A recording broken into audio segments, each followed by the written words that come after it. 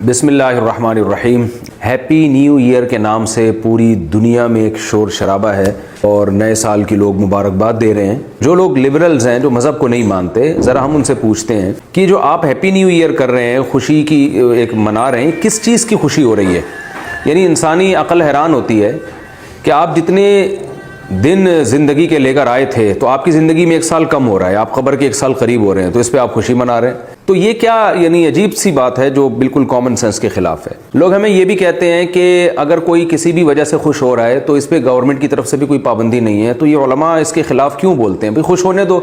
नए साल की खुशी मनाने में नुकसान ये हो रहा है कि आप मौत के करीब होते चले जा रहे हैं, आपकी ज़िम्मेदारियाँ बढ़ती चली जा रही हैं। तो आप अगर अफसोस करते ना, जो अब तक माजी आपका गुजरा है, उस अफसोस से इस बात का चांस था कि शायद अगला साल आपका बेहतर हो जाए।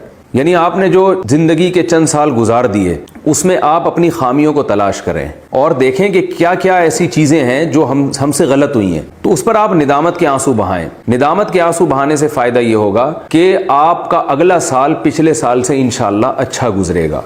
इस खौफ से कि मैं मौत के करीब हो गया हूं, अपने आप को सुधारने की कोशिश करेंगे। इस साल हमें करना क्या है कि डायरी और पेन लेके बैठ जाना है कि भाई मैं कौन कौन सी मेरे अंदर बुराइयां ऐसी हैं जो मेरी उम्र 22 साल हो गई, 24 साल हो गई, 38 साल हो गई, 60 साल हो गई, जो मैं अब तक नहीं छोड़ सका।